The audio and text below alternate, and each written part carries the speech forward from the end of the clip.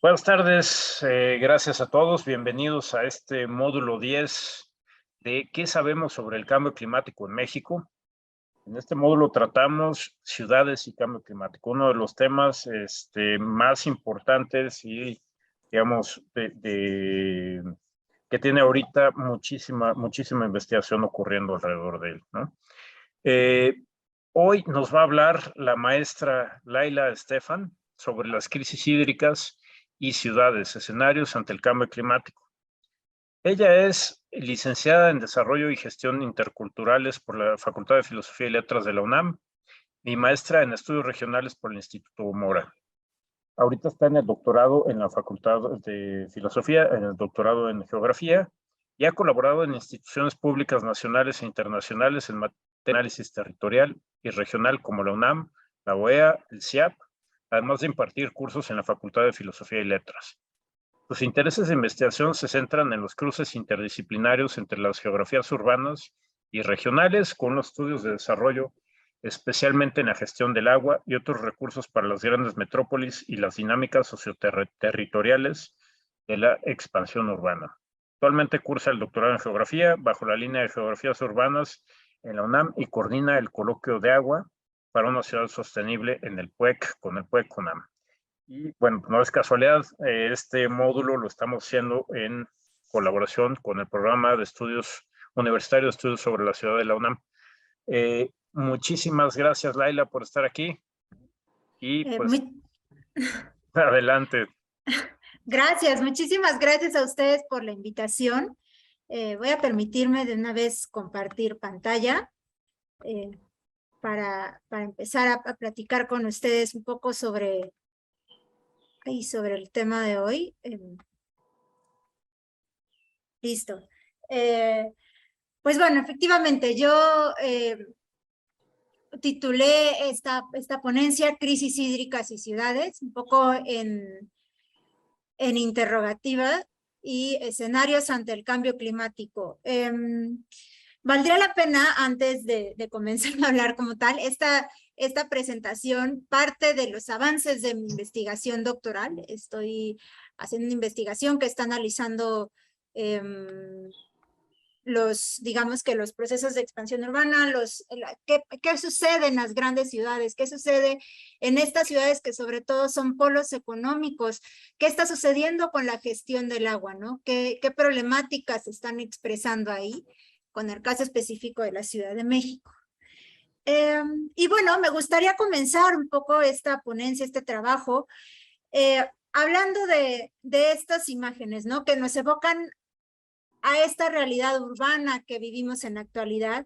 Algunos autores, como Neil Brenner, por ejemplo, hablan de una urbanización planetaria, es decir, vivimos en una era en la que lo urbano es una realidad, lo urbano es la gran mayoría de lo que cubre los territorios en el mundo, ¿no? En este caso, por ejemplo, vemos ciudades, grandes ciudades como Nairobi, vemos ciudades como Nueva York, ¿no?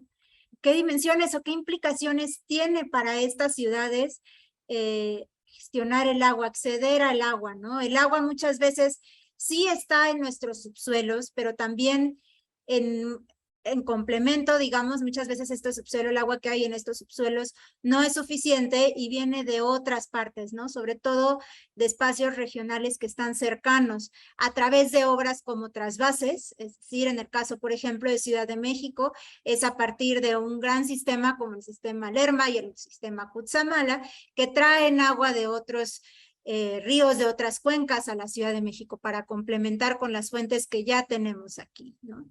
Entonces, un poco pensamos cuando pensamos en la situación actual, en la era de la urbanización, inclusive para algunos autores, por ejemplo, desde la década de los 60, como Doxidiaris, un arquitecto griego, hablaba de la ecumenópolis, es decir, de este escenario en el que íbamos a vivir todos en una gran ciudad conectada, es decir, todos los territorios iban a ser completamente urbanos, íbamos a olvidarnos de estos espacios totalmente rurales, ¿no? ¿Qué implicaciones tiene esto? Y me gusta empecé hablando de estos escenarios pareciera altamente desarrollados, con estos grandes edificios, con estas áreas verdes, ¿no? Que parecen muy amigables. Este otro que es una alta densidad, una alta urbanización y densidad, el caso de Manhattan, por ejemplo. Pero también me gustaría hablar, y es un poco de lo que vamos a conversar el día de hoy en esta ponencia, de los escenarios de contraste que hay, ¿no? También. Esta fotografía, sobre todo este proyecto me parece bien interesante, es una fotografía que traje de un proyecto que se llama Unequal Scenes. Es un proyecto a cargo de un fotógrafo que se llama Johnny Miller. Él retrata como los contrastes en las ciudades. En este caso, estamos viendo como los contrastes en Mumbai entre las zonas pauperizadas y las zonas altamente desarrolladas, ¿no? Como en estas áreas que están altamente desarrolladas, densificadas, tienen un acceso constante al agua y en estas otras áreas no. Y solo las divide muchas veces un muro, una calle y demás, ¿no? ¿Cómo está configurándose esto en estas grandes ciudades, en estos grandes polos, ¿no? Sobre todo en los escenarios o ante las amenazas del cambio climático. Y es por esto que, bueno, me gustaría entonces también partir de dos grandes preguntas que, si bien no se logran responder del todo en esta presentación porque tardaríamos muchísimo, son preguntas bastante complejas y que tienen distintas respuestas y y que valen distintos estudios desde distintas disciplinas. Me gustaría un poco conversar alrededor de estos dos planteamientos para pensar más allá el cambio climático y específicamente las crisis hídricas en las grandes ciudades, en las grandes metrópolis, especialmente en estas ciudades globales, en estas ciudades mundiales que se configuran o se han configurado como centros políticos y como centros económicos en la toma de decisiones, ¿no? Ciudades como Nueva York, como Tokio, como Londres, en el caso de países desarrollados, pero también ciudades como Ciudad de México, como Sao Paulo, como Bangalore, como Beijing, que son ciudades que están teniendo también un peso fundamental como espacios regionales para la toma de decisiones y que se están enfrentando a expresiones del cambio climático bastante notables y bastante,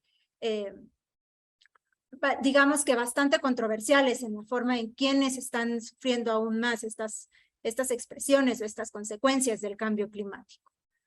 Pero bueno, antes de empezar a hablar de esto, creo que deberíamos de partir de algunos elementos que al parecer como que son básicos para entender el cambio climático. ¿Qué origina el cambio climático? ¿Cuáles son los elementos que dieron pie a que se aceleraran estas expresiones del cambio climático en los territorios en general y por supuesto en las ciudades, ¿no? Y bueno, algunos de los elementos que lo han acelerado han sido, por ejemplo, la tala de bosques y de selvas. También, por supuesto, estos procesos de densificación que ya les decía yo. Creo que aquí en el caso de Ciudad de México, que vamos a hablar un poquito más adelante, es muy evidente en zonas donde se está densificando y se están construyendo estas grandes torres habitacionales, por ejemplo, y la demanda de agua que se está generando, el tema, por ejemplo, también del tránsito que se genera y los distintos impactos a escala territorial, ¿no? Por otro lado, también está, por ejemplo, la parte de la industria, de la actividad industrial. En el caso del agua, esta tiene un papel fundamental para entender, por ejemplo, la contaminación del agua junto con la industria agroalimentaria, ¿no? Aquí me parece que son dos puntos de partida también para comprender mucho del cambio climático, que por una parte viene de las ciudades, que consumen el 78% de la energía mundial, pero también de los sistemas o de los sistemas que están alrededor de las ciudades, que son fundamentales para comprender cómo se mantienen estas ciudades, ¿no? Un poco también de lo que vamos a partir, de lo que se va a hablar a lo largo de esta ponencia, va a ser cómo estas interacciones, al momento de pensar las ciudades o las grandes metrópolis, no habría que pensarlas como elementos aislados, sino más bien cómo están también configurándose con los otros espacios alrededor de ellas a escala regional y los impactos que tiene el cambio climático no solo dentro de las ciudades, sino alrededor de ellas para que funcione todo este sistema, ¿no? Por supuesto, también, por ejemplo, se habla del uso del transporte y sobre todo con el uso de combustibles fósiles, que tienen un alto impacto en la contaminación. Y por último, un elemento que creo que también vamos a comentar aquí, se va a comentar aquí, es el tema del consumo, ¿no? Pues un poco también estas computadoras y estos devices que utilizamos en nuestra vida diaria y que parecen ya extensiones de nosotros, como elementos clave también para el impacto y digamos, este crecimiento acelerado de las expresiones del cambio climático, ¿no? Entonces, bueno, en efecto, si bien el cambio climático se expresa en todos los territorios, sean urbanos, sean rurales, sean espacios en transición urbana-rural, me parece interesante pensar que las ciudades sí son puntos focales para pensar como estas expresiones al máximo o generadoras, impulsoras máximas del cambio climático, ¿no? Ya les decía yo, generan el 78% de la energía mundial, consumen más bien, el 78% de la energía mundial. También son responsables del 60% de las emisiones de gas invernadero y me disculpa.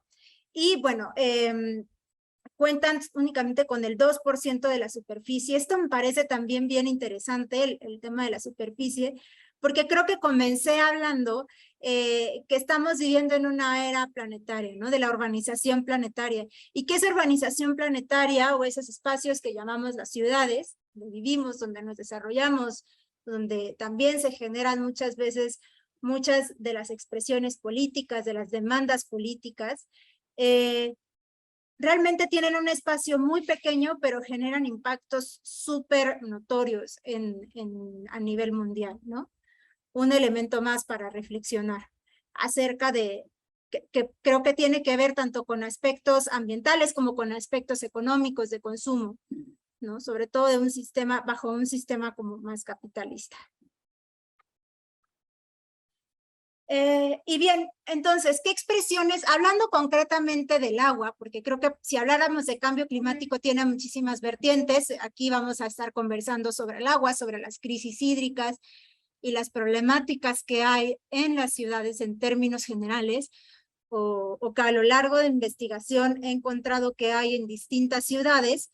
Creo que la constante que encontramos es que, por un lado, tenemos esta dualidad, ¿no? Entre las inundaciones y las sequías. Tenemos años que llueve de forma desmedida, tenemos años donde las lluvias casi no llegan. Creo que este año nos podemos, en esta temporada justo podemos hacer notar esto, la temporada de lluvias ha llegado un poquito más tarde a Ciudad de México de lo que normalmente es. Tenemos también aquí, y este tema me gustaría tocarlo como con mucha delicadeza, el tema de la escasez y la desigualdad. Creo que si pensáramos que la desigualdad en el acceso al agua viene del cambio climático, estaríamos partiendo de una premisa falsa. Siempre ha habido una desigualdad en el acceso al agua, pero sin duda alguna, con el cambio climático se ha acrecentado muchísimo más. Y vamos a ver por qué se ha acrecentado muchísimo más. Por un lado, por temas de contaminación de los cuerpos de agua, por contaminación de nuestras fuentes de abastecimiento, sean fuentes subterráneas, sean fuentes que vienen de cuencas a través de trasvases, como les comentaba yo. Y creo que básicamente esas dos para el caso de Ciudad de México, ¿no? Pero también podría ser, por ejemplo, en algunas ciudades están haciendo procesos de desalinización de agua como alternativa a las sequías, ¿no? Y a todo este elemento.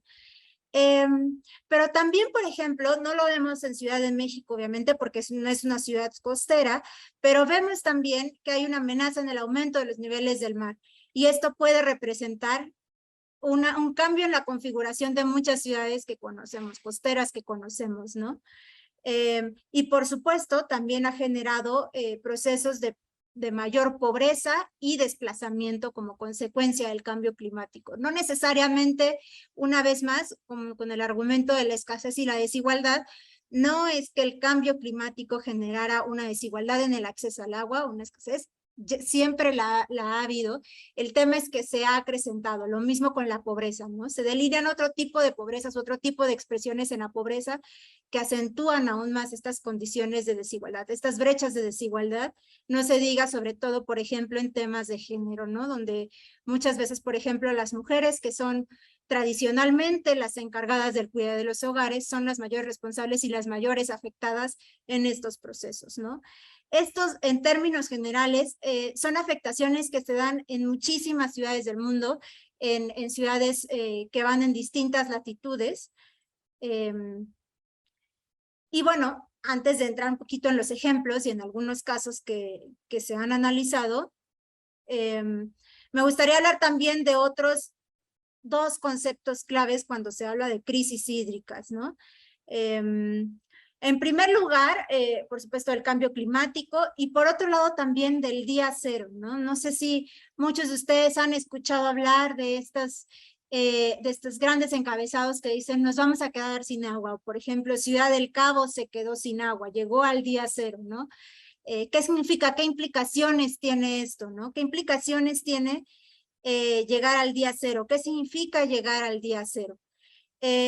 Significa, por supuesto, que hay una menor disponibilidad o no hay disponibilidad del recurso. También, por ejemplo, el caso de Monterrey, aquí en México es bastante esclarecedor al respecto, sobre todo porque es un caso muy reciente y que hemos estado viendo constantemente en prensa durante las últimas semanas. Por supuesto que se acentúa aún más esta desigualdad en el acceso, ¿no? En el que si había zonas que recibían el agua, por ejemplo, 2 o 3 veces a la semana, ahora le están recibiendo únicamente una. Y si había zonas que regularmente tenían el acceso al agua, pues ahora lo están teniendo en horarios escalonados, ¿no? ¿Qué implicaciones tiene eso, no? También, por supuesto, cuando hablamos de cambio climático y crisis hídricas, hablamos también, por supuesto, de una disminución en la calidad del agua, ¿no? Es decir, está contaminada, tiene ciertos elementos que pueden condicionarnos a tener ciertas enfermedades y demás, ¿no? Entonces, creo que hay una dimensión ahí bastante amplia. En este caso vamos a hablar más sobre el tema desde la disponibilidad, desde la desigualdad y sobre todo desde los escenarios de justicia espacial en las grandes metrópolis. Y bueno, un poco también esto me puse a pensar un poco qué se ha hecho, ¿no? ¿Qué aproximaciones hay? A veces cuando escuchamos hablar del cambio climático, quedan un poco borradas o no queda tan claro como los esfuerzos de carácter internacional que se han hecho al respecto, ¿no? Y a los que muchas veces también específicamente las ciudades se han involucrado, ¿no? Aquí tenemos una línea del tiempo muy general, no voy a detenerme demasiado en esto, que pareciera que el interés en analizar estos temas de afectaciones ambientales vienen desde finales de los 60 con el Club de Roma. Fue una configuración más en que se involucraron tanto empresarios, dirigentes estatales y organismos internacionales para repensar como todo el tema del deterioro ambiental, ¿no? Y por supuesto, el referente más importante en términos de organismos internacionales como punto de partida es la Convención de Estocolmo, ¿no? A partir de eso ha habido distintas aproximaciones, distintas recomendaciones para mejorar el ambiente, para tratar, digamos, estas cuestiones de las expresiones del cambio climático, ¿no?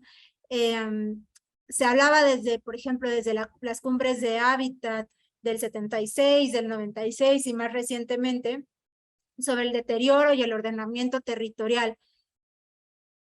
Ha habido, por ejemplo, también acuerdos internacionales como el Protocolo de Kioto, más recientemente el Acuerdo de París en las emisiones de carbono y demás, y sobre todo generando como responsabilidades diferidas, ¿no? No es la misma producción que puede tener, por ejemplo, Estados Unidos, China, sobre todo China, que es un referente interesante, por ejemplo, en términos industriales, al que podría tener, ahora se me ocurre, no sé, un país como Bolivia, un país como Vietnam, ¿no? Tienen como distintas implicaciones. Entonces, se ha discutido mucho esto, pero en práctica vemos que muchas ciudades se encuentran en escenario y en temas de estrés hídrico, ¿no? Y pareciera que hay una relación interesante también entre muchas de estas ciudades que se han convertido en polos económicos y en polos políticos. El caso de Londres, el caso de, por ejemplo, Ciudad de México, ya decía yo. Está el caso, por ejemplo, de ciudades como Beijing, como Bangalore, como Mumbai, que tienen serios problemas en tema de la gestión del agua, en tema sobre todo de las crisis hídricas, ¿no? Esto responde tanto a elementos de su propio ambiente, de las características de su propio ambiente, pero sin lugar a dudas tiene que ver mucho con las expresiones del cambio climático. Pensemos, por ejemplo, como ya les decía yo, el caso de Londres, ¿no? El caso de Londres es interesante porque es digamos, una de las grandes capitales mundiales o la de las ciudades globales, que sin duda alguna tiene una tarea muy importante en la gestión del agua. Tiene retos sumamente importantes. Uno de ellos, por ejemplo, es cómo anticiparse a estos escenarios de inundación de gran parte de la ciudad ante la crecida del mar, ¿no? El aumento de los niveles del mar. ¿Qué se puede hacer? ¿Qué se puede hacer si es una ciudad que, a pesar de que está construida alrededor de un río, del río Támesis, pues tiene una crisis hídrica terrible, ¿no? Hay ahí también temas que tienen que ver, por supuesto, con el cambio climático y tienen también que ver con un aspecto institucional en el que pareciera que, a pesar de que existen todos estos organismos, todas estas convenciones, todos estos protocolos, hay algo que sigue sin funcionar, que responde al funcionamiento de las instituciones, en cómo se está atendiendo a estas emergencias. Pero pensemos en otra ciudad, por ejemplo, en otra latitud completamente distinta, como es el caso de Mumbai. Mumbai, de hecho, es una ciudad que se ha vuelto un referente porque anticipó y generó un plan ante el cambio climático a escala metropolitana, pero que sigue enfrentándose constantemente a estas expresiones del cambio climático, ¿no? A este tema también de la gestión del agua, de la contaminación de sus afluentes, de la contaminación de sus fuentes de abastecimiento y sobre todo también al agotamiento de estas, ¿no? ¿Cómo combatir o cómo generar estas dos dualidades? ¿Será cierto que realmente a todos les ha llegado el día cero en estas grandes ciudades o es solamente para algunas partes de la población? Lo mismo, un caso interesante es el de Estambul. Me pareció importante mencionarlo aquí, un poco sobre todo por los paralelos que podría tener con Ciudad de México, ¿no?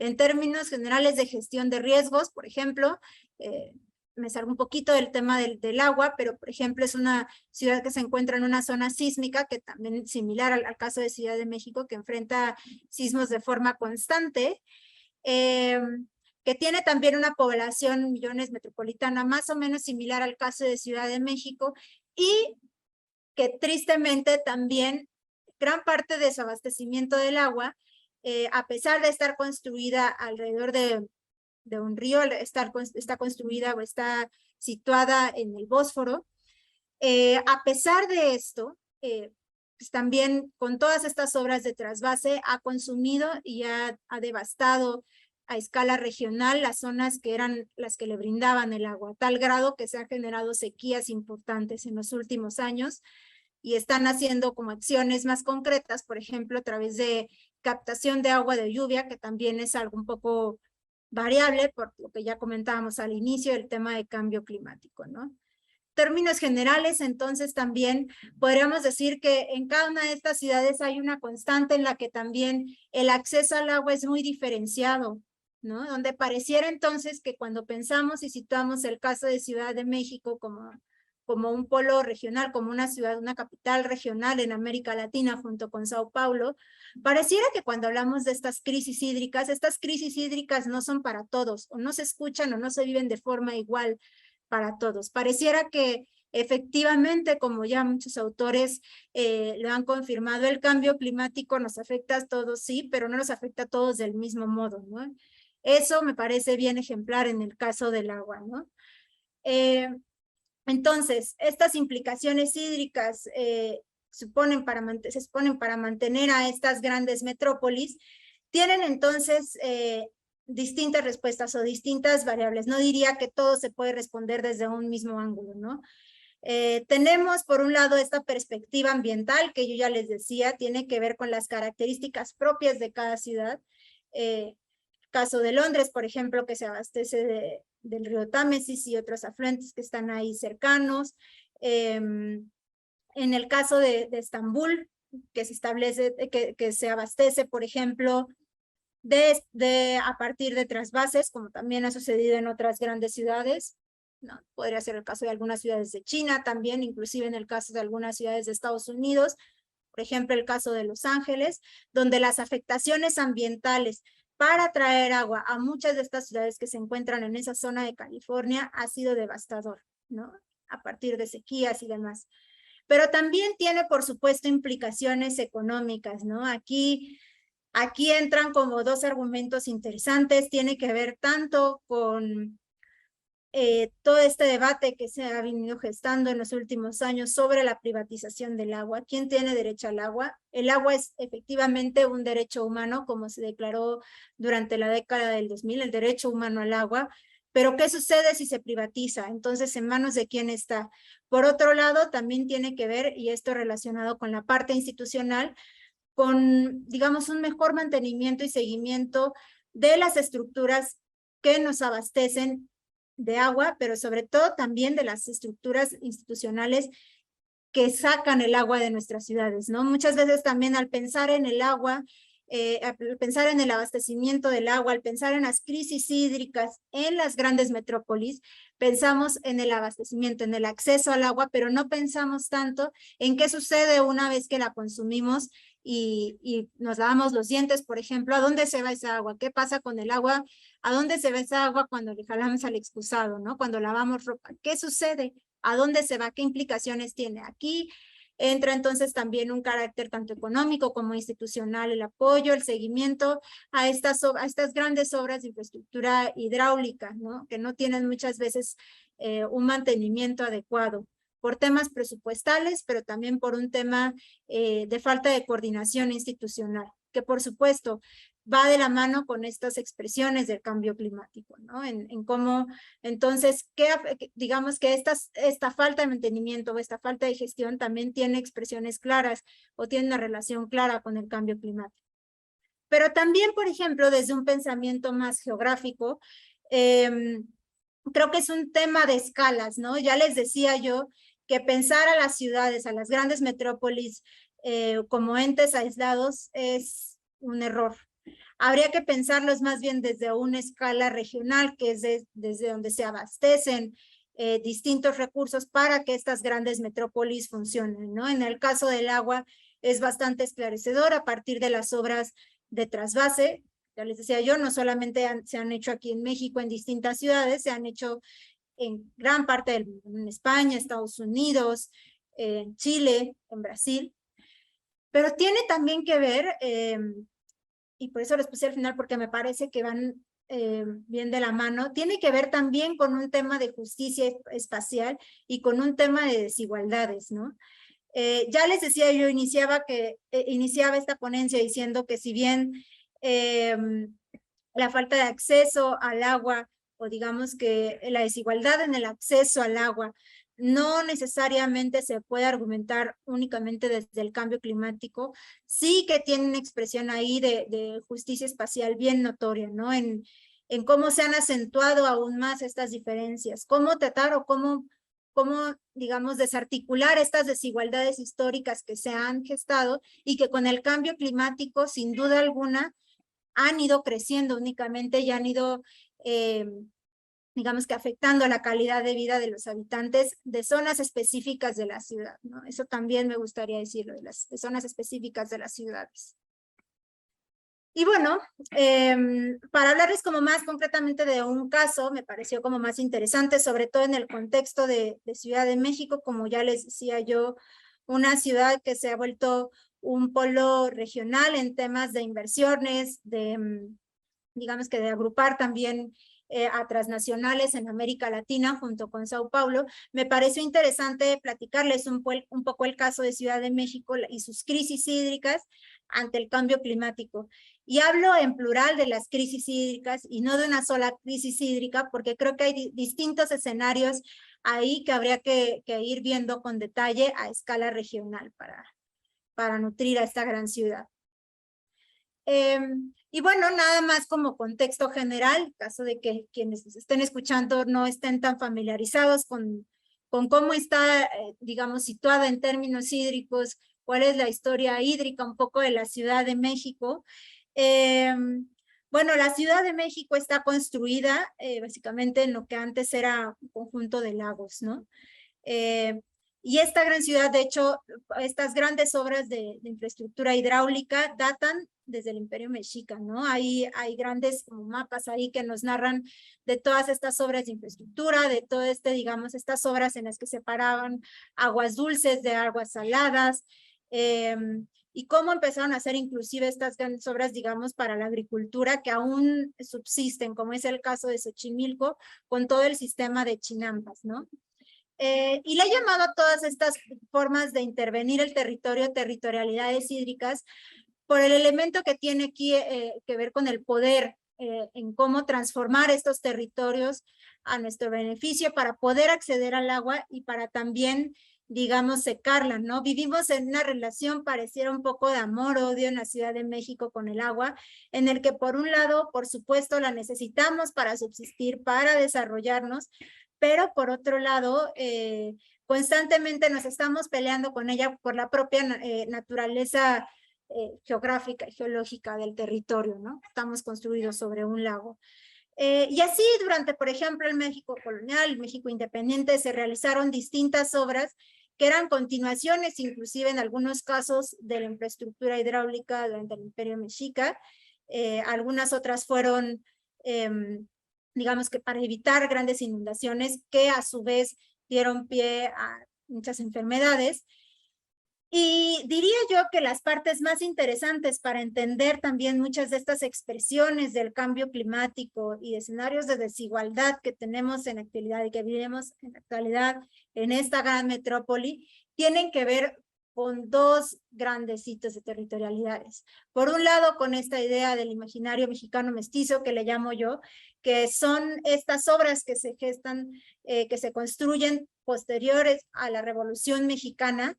Las más emblemáticas, ya les decía yo, son tanto el sistema Lerma como el sistema Cutzamala, posteriormente para abastecer a la Ciudad de México, y las implicaciones ambientales que ellas tuvieron en los alrededores, a escala regional, en el Estado de México, inclusive las disputas que se han generado por digamos, para abastecernos, para acceder al agua aquí nosotros en la Ciudad de México. Pareciera que en algunos casos inclusive les hemos tenido que quitar a otros pueblos que originalmente tenían el agua, ¿no? Entonces, por eso digo que también es un tema de justicia espacial, ¿no? Y de justicia ambiental.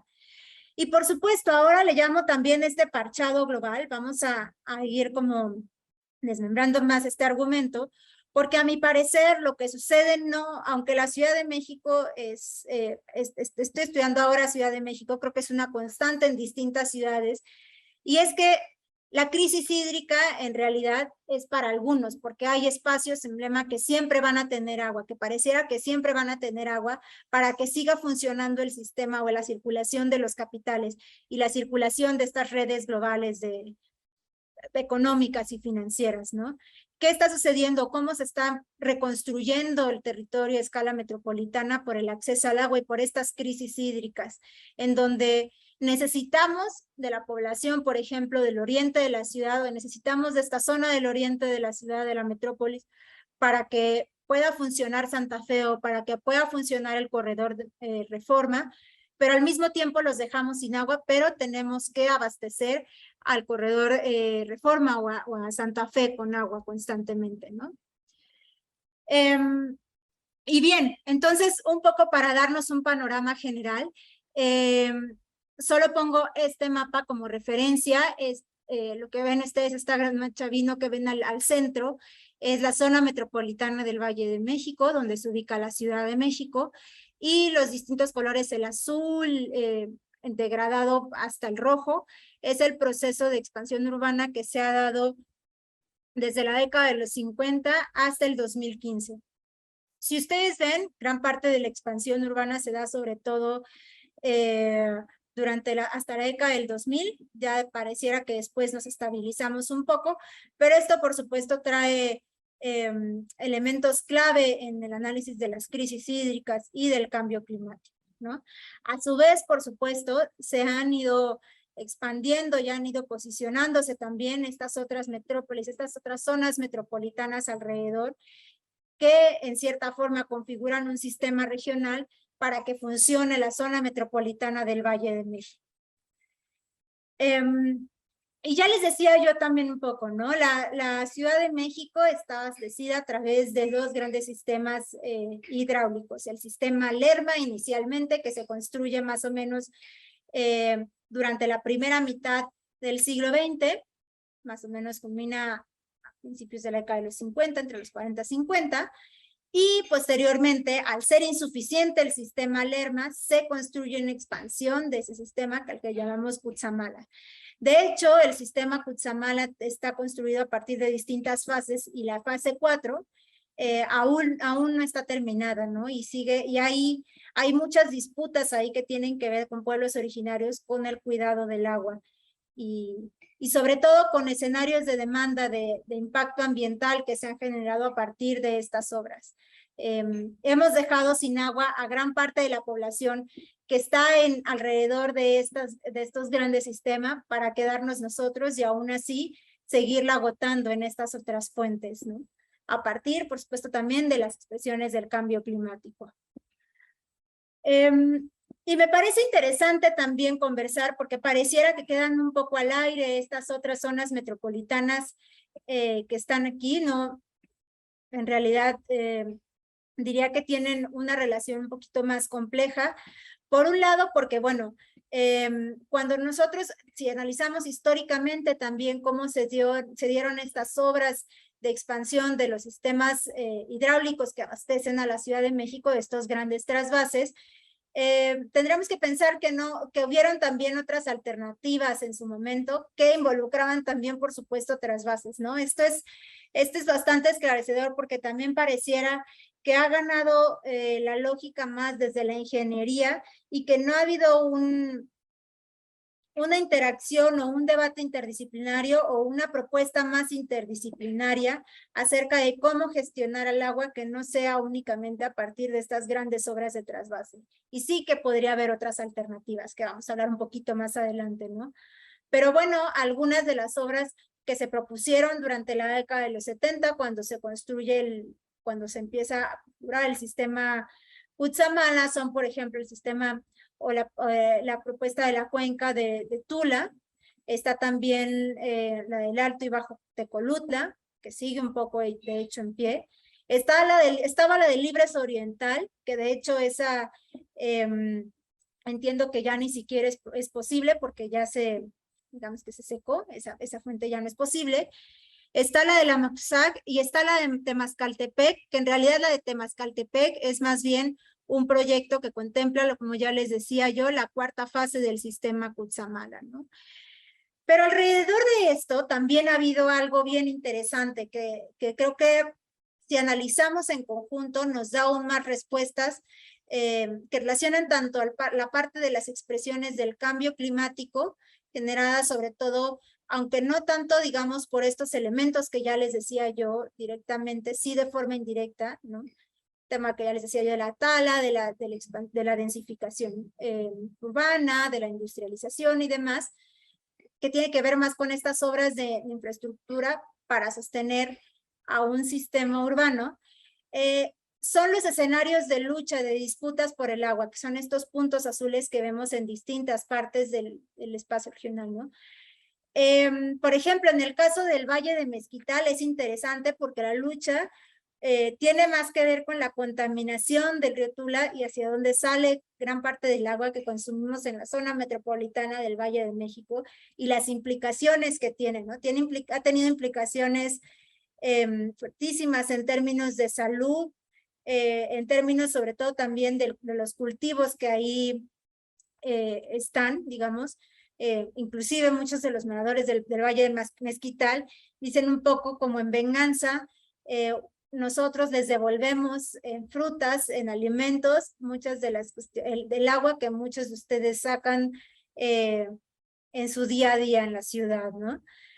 Entonces, ¿cómo está conviviendo todo esto? ¿Cómo entender toda esta complejidad de las expresiones de las crisis hídricas? ¿Cómo entender también, por supuesto, por ejemplo, que para mantener ciertas partes específicas de la ciudad o de la metrópoli, porque si ya estamos entendiendo, si partimos de la idea que la ciudad en sí no tiene un acceso igual al agua, es un acceso desigual al agua, en el que tenemos zonas donde ya se vive de hecho el día cero, ¿no? Las zonas, la zona oriente, la zona también, por ejemplo, algunas partes de la Magdalena Contreras, inclusive algunas partes de Tláhuac y Xochimilco, ¿no? Parece bastante contradictorio, ¿no? Como alguien que vive en Xochimilco no puede tener agua si vive, está en un ecosistema en el que hay agua, en el que circula agua. ¿Qué está sucediendo ahí? ¿Es un tema únicamente de eficiencia? ¿Es un tema únicamente de cambio climático? ¿O responde también, tendríamos que problematizar más el tema de las crisis hídricas desde un tema de la justicia espacial, en pensar un poco también en cómo estas expresiones se dan de forma bien diferenciada? Y bueno, un poco para ir cerrando, pensaba que también habría que hacernos algunos cuestionamientos sobre la gestión del agua, sobre el cambio climático en las grandes metrópolis, en este caso en Ciudad de México, en pensar no solo sobre todos los problemas de las crisis hídricas, ya bien lo dije en plural, sino pensarlos no solamente a escala urbana o a escala metropolitana, sino pensarlos desde un esquema regional.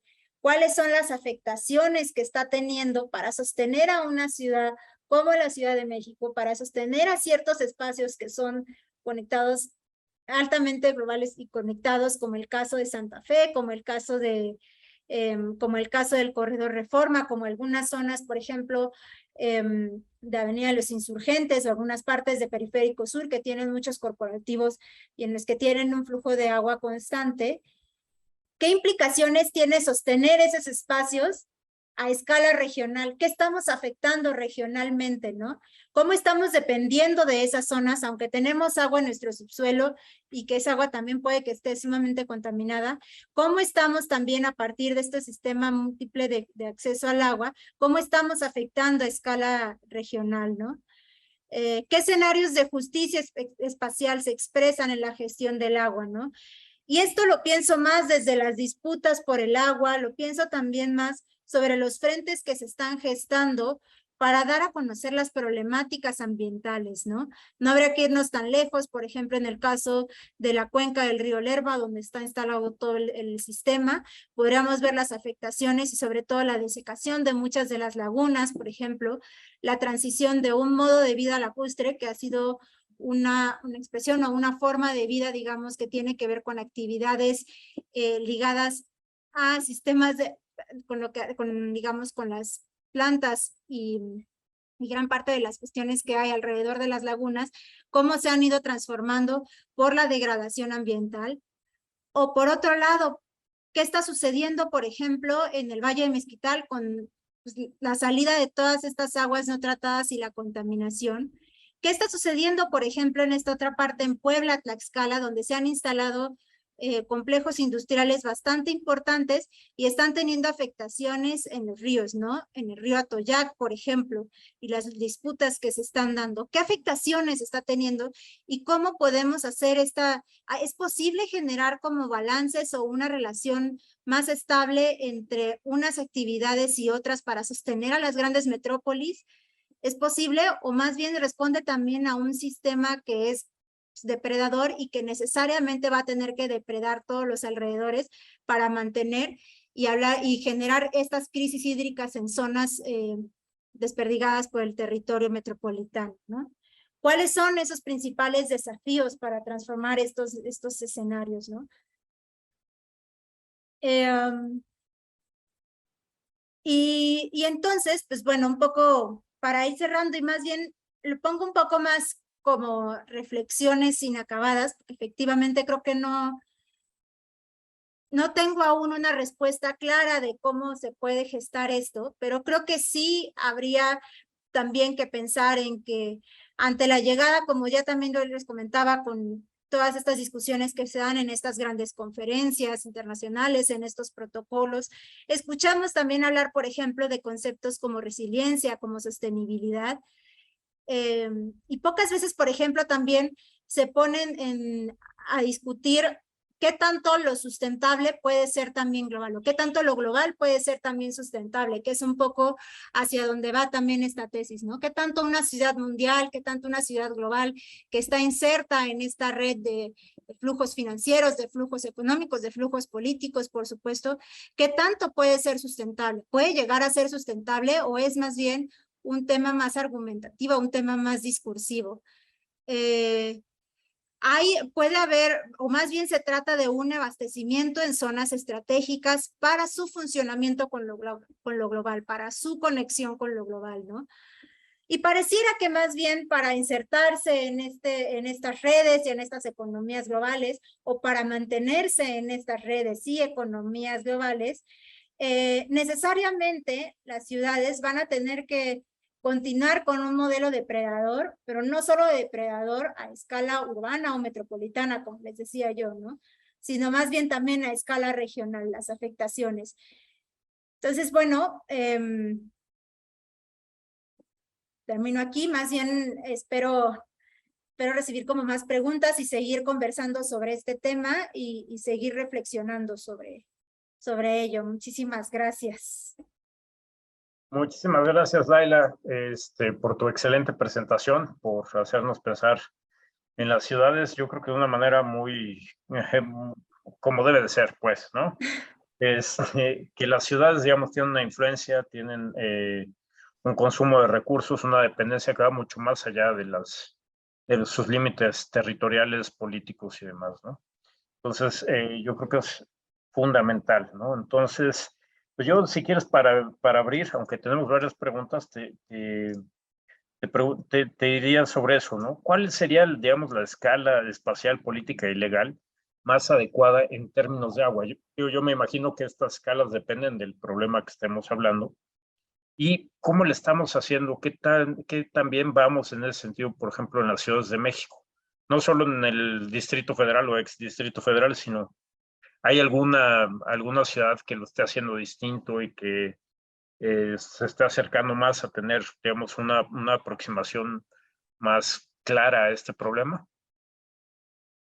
Voy a empezar con esa, no sé si esperar más preguntas, pero bueno, voy a empezar con Sí. esta porque me parece bien interesante lo que estás planteando aquí. Yo creo que esto que comentas es un tema claro, por supuesto, para la gestión del agua, pero por ejemplo también se me ocurre para la gestión de residuos, ¿no? Que es también otro gran tema en el que nos llevamos nuestros residuos a otras partes. Y ahí diría que hay una clara problemática en cómo poner de acuerdo a gobiernos locales, por ejemplo. En el caso de Ciudad de México es bastante claro cómo poner de acuerdo a las alcaldías, a la Ciudad de México, a los gobiernos a los gobiernos locales que conforman la zona metropolitana del Valle de México, que son tanto el Estado de México como uno de Hidalgo, ¿no? Ahí yo creo que hay una deuda bastante importante en la legislación mexicana, sobre todo porque si pensamos un poco que las aguas, por un lado, se mueven o se gestionan a través de Conagua, pero tenemos también organismos locales, ¿no? Y que muchas veces también hay disputas inclusive entre estos organismos locales, los organismos estatales y Conagua, ¿no? El claro ejemplo, para salirnos un poquito del caso de Ciudad de México, es el caso de Monterrey. Ahora, por ejemplo, hay una discusión muy fuerte entre, si no mal recuerdo, San Luis Potosí y Nuevo León, ¿no? Que donde San Luis Potosí no estaba de acuerdo con brindar o con gestionar esta gran obra de trasvase que quieren hacer ahora para abastecer a Monterrey, y había unas discusiones bastante fuertes al respecto, ¿no? Al final parece que sí va a funcionar van a optar por esa vía, pero creo que ahí hace falta adentrarnos a pensar, porque creo que hubo un tema como de crecimiento que no se consideró en su momento, que tiene que ver con que las ciudades muchas veces van más allá de los límites municipales o de los límites estatales. Entonces, digamos, ahí tal vez la apuesta sería pensar, por un lado, o sea, eso es lo que estoy considerando y una de las respuestas, no.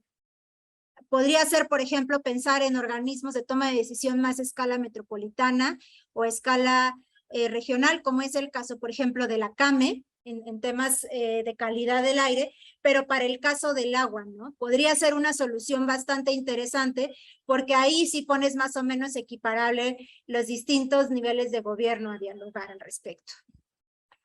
Sí, sí, completamente de acuerdo. Muchas gracias, Laila. Tenemos aquí unas preguntas del público. Aquí tenemos una, bueno, no dice quién, porque está registrado como invitado nada más. Dice, centrar todo en el calentamiento global que estamos ocasionando cambios climáticos alrededor del planeta es un grave error. El antropoceno urbano lo estamos ocasionando por la agroindustria, el tráfico de especies, la gentrificación que genera la sobrepoblación, el calentamiento global del planeta y la contaminación del aire, tierra, agua, océanos. Vivimos una crisis civilizatoria. ¿Cómo queremos resolver un problema si no tenemos un diagnóstico correcto? Bueno, ahí me gustaría acotar una cosa. En los problemas, digamos, complejos, que a veces les llamamos problemas retorcidos o súper retorcidos, como cambio climático, esa es una de las características del problema, ¿no? Que es muy difícil definir cuál es el problema. Si hablamos con distintas personas, a lo mejor de cambio climático, nos dicen que el problema es la sobrepoblación, o alguien más te va a decir que es la tecnología o la economía, o etcétera. Y esa es la complejidad con la que nos tenemos que mover. No sé qué piensas, Laila. Sí, yo creo que de acuerdo, ¿no? Y ahí, por eso me parece interesante también dar como distintas lecturas. Yo creo que no hay una sola respuesta, completamente de acuerdo contigo. Tiene que ver, por supuesto, con temas ambientales, tiene que ver con temas económicos, con temas estructurales y con temas inclusive históricos, ¿no? Hay quienes, por ejemplo, se han aventurado a decir, ahorita se me ocurre un autor que se llama Alan Musset, que ha dicho que las ciudades nunca han sido justas y que nunca van a ser justas por su propia estructura y porque necesitan ser injustas para poder funcionar, ¿no? Y en ese sentido, me parece que es una respuesta tal vez triste al escenario, pero bastante real, ¿no? En que sí, de acuerdo contigo, no hay como una sola vertiente para explicar todos estos elementos. Gracias. Tenemos aquí un par de preguntas de Clemente, si quieres te las hago juntas. ¿Se podría alcanzar la justicia climática si se logra modificar las prácticas de desigualdad social en el acceso al agua? Esa es la primera. Y la segunda nos dice, la implementación de la cosecha de agua en la Ciudad de México como política pública con reconocimiento jurídico puede ser una buena estrategia para aligerar la crisis hídrica de la ciudad. Ok. Bueno, yo creo que, cierto, ya no me dio tiempo de comentar acerca de las alternativas. Sin lugar a duda, y un poco respondiendo también a la primera,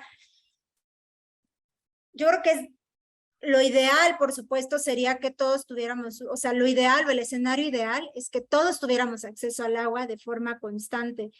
Ahora, ¿es factible? No sé, me cuesta trabajo responderlo, justo porque pareciera que se involucran otros elementos. En el caso de Ciudad de México, por ejemplo, también se involucra el crecimiento de asentamientos urbanos informales, ¿no? Que ahí entran otro tipo de problemáticas que tienen que ver con quién les abastece agua, que muchas veces es a partir de acaparadores que les brindan el servicio y es muchísimo más caro, ¿no? Entonces, ahí entran otros elementos que no necesariamente van de la mano con el cambio climático, pero sí que explican como las dinámicas. Pero por supuesto, de la mano ha habido alternativas como la cosecha de agua de lluvias. Hay varios organismos, inclusive me parece que la Ciudad de México ha implementado ya un programa al respecto.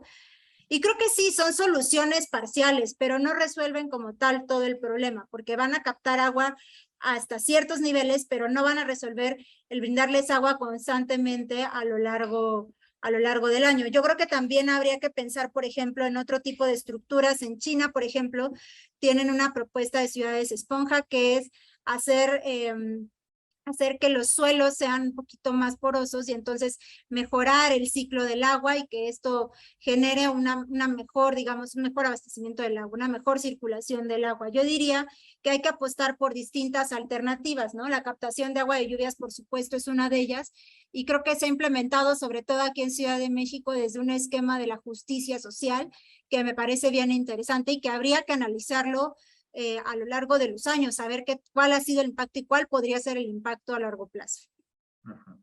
Sí, y mira, muy relacionada con esto que nos estás contando, Nos pregunta Lee Gabriel. Bueno, primero te felicita y agradece la presentación y dice, ¿cómo puede mejorarse la gestión del agua en la Ciudad de México? Más o menos ahorita nos platicabas de eso. Y a mí me gustaría añadirle es, ¿cuáles son las principales barreras que tú puedas identificar para que eso no ocurra? O sea, ¿por qué siempre estamos hablando del problema de la escasez del agua y que ya se va a atender, que vamos a mejorar tal y cual? Pero es súper consistente el asunto que pasan los años y pues seguimos con, no, es que ya vamos a arreglar, es que fíjate qué tal. ¿Cómo lo hacemos? O sea, más o menos ahorita ya nos hablaste un poco de algunas maneras de mejorar esto, pero ¿cuáles son las barreras? Diría yo que una de las barreras también, que también es un tema como consistente en distintas ciudades, tiene que ver también con el aspecto institucional. A pesar de que digo, no es como tanto mi línea de investigación, sin duda alguna también, por ejemplo, la falta de mantenimiento a la infraestructura que tenemos aquí en Ciudad de México, pero podría decir que también en Londres tienen ese problema, ¿eh? O sea, es un problema consistente. Con esto quiero decir que no se diferencia tanto en tema de países desarrollados o en desarrollo, sino es un tema más de cómo se está gestionando desde las instituciones públicas, cómo se está atendiendo, qué mantenimiento se está dando, ¿no? Porque si hablamos, por ejemplo, de que el sistema que abastece a la Ciudad de México tiene más o menos una pérdida entre el 30 y 40% de agua, entonces yo creo que también ahí hay una respuesta o tiene que ver también con un aspecto institucional, sin duda alguna, ¿no? En cómo también, por ejemplo, esto que ya platicábamos al inicio, hay algunas que funcionan a partir de SACMEX y otras que funcionan con Conagua. Entonces, ponerse de acuerdo entre ellas también ha resultado ser un tema sumamente complicado. Por eso hablamos de que cuando estamos considerando a las crisis del agua en las ciudades, no solo pensarlo desde el punto de vista de cambio climático, que sin duda alguna es fundamental, sino también desde otro tipo de factores. En este caso, el institucional tiene un peso súper fuerte para comprender como las problemáticas que tenemos aquí. Sí, parece paradójico, ¿no? Lo que estábamos hablando hace un momento de que necesitamos en las ciudades ver más allá de los límites territoriales para poder administrarnos y Sí. pues esto que tengamos una administración para un tema en una misma entidad dividida es un poco, eso es demasiado, digamos, ¿no? Sí, sí, totalmente. Y tenemos aquí una pregunta, bueno, te felicita Patricio Marcelo Moscoso de Bolivia, él siempre está aquí con nosotros, que dice excelente ponencia. Tenemos aquí a Nayatsin Sagrario Mendoza. Hola Nayatsin. Hay comunidades que viven cerca del volcán Popocatépetl e Iztaccíhuatl y ya están padeciendo crisis hídricas por construcción de unidades habitacionales que están construyendo y que se están abatiendo los mantos acuíferos. Y la contaminación de estos mantos acuíferos es inminente con los rellenos sanitarios. ¿Una planeación es de importancia para el crecimiento y desarrollo urbano? Te pregunta y dice, bueno, muchas gracias y excelente ponencia. Sí, yo creo que sí, sobre todo a mí me gusta hablar más de ordenamiento territorial más que de planeación, son como dos grandes vertientes. Y pienso más en el ordenamiento territorial porque creo que hace más sentido también con los ecosistemas que están ahí alrededor de donde estamos construyendo y también lo que se está urbanizando, ¿no? También un poco porque pareciera que la planeación es previa y el ordenamiento es algo consistente que se va dando de acuerdo a las necesidades que va generando que va demandando el territorio, el espacio en sí, ¿no? Ciertamente no puedo hablar tanto del caso que nos comenta ella, me parece interesante, no podría dar como una opinión tan detallada, pero creo que es una zona que sí tiene como problemas, no sé si está tan cerca de la parte, como llamas, de San Martín, Texmelucan. Si es así, también hay otro problema ahí que es la parte industrial que ha contaminado. Si es eso, también tiene que ver, por supuesto, con el tema del crecimiento inmobiliario, de desarrollos inmobiliarios, pero también con la parte de la industria que contamina muchísimo. Y ahí, bueno, relacionado con esto del crecimiento y desarrollo urbano, muchas veces se dice que lo que se necesita hacer en las ciudades, digamos, es aumentar la densidad, poner edificios más altos que puedan, ¿no? Pero realmente hay, parece que pues nos falta definir muchas políticas al respecto o definir cuál es la idea de esto, cómo se tiene que manejar, porque uno ve, por ejemplo, estos grandes desarrollos tipo Big Grand y esto, realmente los problemas que causan en afectaciones, por ejemplo, en disponibilidad de agua en vecindarios completos, problemas de tráfico, problemas, etcétera, muy grandes.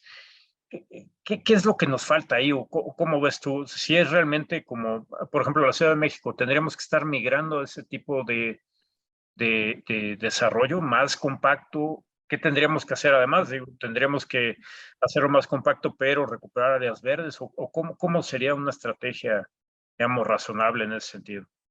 Bueno, yo creo que ahí hay varias respuestas. Es un buen planteamiento, porque no estoy segura si la idea sería quedarnos en una, o sea, hay una discusión muy amplia entre los urbanistas entre ciudad densa o ciudad compacta o ciudad expandida, ¿no? Ciudad difusa. Es como el cuento de nunca acabar, ¿no? Discuten unos, no, es mejor esta, es mejor otra. Y yo creo que sobre todo también habría que pensar en distintos mecanismos. No podemos, digamos, dando una respuesta más realista, no podemos negar que se va a seguir construyendo una ciudad más compacta y que se van a seguir construyendo estas torres, pero sí podemos poner atención en cómo se van a construir, en cuáles van a ser los impactos y cómo van a pagar ellos, ¿no? Una de las iniciativas que se tenían que se malinterpretó, a mi parecer, tenía que ver con el impuesto de la plusvalía, por ejemplo, ¿no? Que era un tema interesante en el que sobre todo estaba destinado a estos grandes desarrolladores de torres inmobiliarias. Voy a pensar en un caso específico que está muy cercano a mi casa, que es el caso de Joco, ¿no? Está en la zona de la Cineteca, donde durante los últimos 15 años han construido muchísimas torres, y con este tipo de iniciativas lo que buscaban es que los mismos constructores generaran, digamos, apoyos para que se pudieran reducir este tipo de elementos que tienen que ver con el tráfico, con el agua y demás, ¿no? Entonces, hacer un balance, por supuesto, también limitar lo más posible estos procesos de densificación, y sobre todo diría que también tiene que ver con una agenda jurídica más, que vaya más en vanguardia con las necesidades actuales, ¿no? Muchas veces tenemos leyes que van, o tenemos, digamos, códigos o espacios o legislaciones que ya no están tan adecuadas para las necesidades actuales o que no están discutiendo los problemas actuales de las ciudades. Entonces yo creo que tiene como distintas respuestas ahí. Sí. Muchas gracias. Tenemos ahora una pregunta de Alejandra Chang. Nos dice, muchas gracias por la presentación, excelente. ¿Qué tan viable es comenzar a invertir en plantas desalinizadoras en ciudades costeras? ¿Sería una solución los modelos de privatización del agua o esto llevaría a la escasez total del recurso? Uy. Sí, a ver, yo creo que, o sea, es que creo que en el tema, al igual que con los sistemas de captación de agua de lluvias, las plantas desalinizadoras pueden ayudar a revertir o a tratar una parte del problema, pero no todo, ¿no? O sea, y hay como muchas experiencias. Está, por ejemplo, hace una semana más o menos estuve en un foro en el que comentaban, por ejemplo, que en Chile tienen varias plantas desalinizadoras y aún así tienen serios problemas de agua en muchas de sus ciudades costeras, ¿no? No resuelve del todo, ¿no? O piensa en el caso de Dubái, por ejemplo, ¿no? Que como este prototipo de ciudades en el desierto que han optado también por plantas desalinizadoras, pero sin duda alguna no les resuelven al 100% el tema del agua. Parcialmente puede ser, pero habría que pensar en cuáles pueden ser las afectaciones, ¿no? Como costo, hacer un análisis de costo-beneficio para ver qué tanto puede ayudarnos y qué tanto nos puede afectar. Pero sobre el segundo tema de la privatización del agua, yo no soy partidaria de ello. Yo creo que yo soy más partidaria de la idea del agua como un derecho humano y como tal, un derecho humano no se privatiza. Creo que tendríamos que ser más conscientes de todo el proceso del agua, de todo el ciclo del agua, no solamente cuando pensamos lo que ya decía yo también del abastecimiento del agua, no solamente de dónde viene al abrir la llave, esa agua que estamos tomando, que vamos a usar para lavar los trastes, sino también a dónde se va, ¿no? Hacer, o sea, también optar por una educación más en torno a la cultura del agua, o la cultura ambiental. Y yo creo que pensarlo así tal vez daría como más perspectivas para el cuidado, me parece, ¿no? Sí, por un lado. completamente de acuerdo. Tenemos un último comentario y pregunta de Jorge Martínez. Nos dice, por un lado me parece muy importante diferenciar, espérame, porque yo decía que era el último y acaba de llegar uno y me movió toda la pantalla. Por un lado me parece muy importante diferenciar entre los tipos de uso y consumo, ¿no? Y agrícola, industrial, uso doméstico, así como diferenciar entre consumo y demanda de agua real contra virtual, la extracción directa de agua contra la huella hídrica. Esto tiene implicaciones claves en la gestión y jurisdicciones relevantes para la gestión y toma de decisiones. Y aquí viene la pregunta. Por otro lado, hay ciudades o regiones en México y en el mundo enfrentando escasez y esto solo empeorará. ¿Qué cambios son necesarios y o cuáles son los más viables en distintas escalas de tiempo? Uy, buena pregunta. Sí, muy Yo creo completa. que, yo creo que tiene, o sea, ahí dio un punto interesante, sobre todo en pensar en los usos virtuales del agua, en las huellas. Efectivamente, el sector, el uso agrícola, el agroindustrial, diría yo, lleva una buena parte del porcentaje de consumo de agua, de ahí sigue el industrial, y de ahí en menor medida el uso doméstico, ¿no? Pero si pensamos en estas interacciones y si pensamos en cómo hacerlo un poco, la pregunta que yo me hago constantemente, cancelamos todas las industrias y entonces nos quedamos sin industrias y así se resuelve el agua. Yo creo que no, ¿no? Eso involucra una pérdida terrible de empleos, una pérdida terrible en la circulación económica del país. Pero creo que sí podemos apostar por generar marcos regulatorios más eficientes en el tema de las industrias, ¿no? Voy a poner un ejemplo que también es fuera del centro del país y que me parece bastante esclarecedor. Es el caso de la península de Yucatán, específicamente Yucatán. Tiene una producción porcícola muy importante, inclusive de exportación.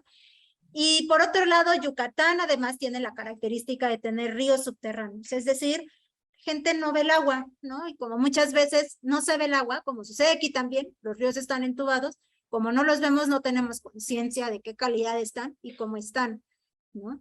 Tienen un serio problema de contaminación de los mantos acuíferos, porque además no tienen, tradicionalmente no había un sistema, por ejemplo, de drenaje, o sea, tenían fosas sépticas y demás, hasta hace relativamente poco lo empezaron a implementar, ¿no? ¿Qué sucede ahí?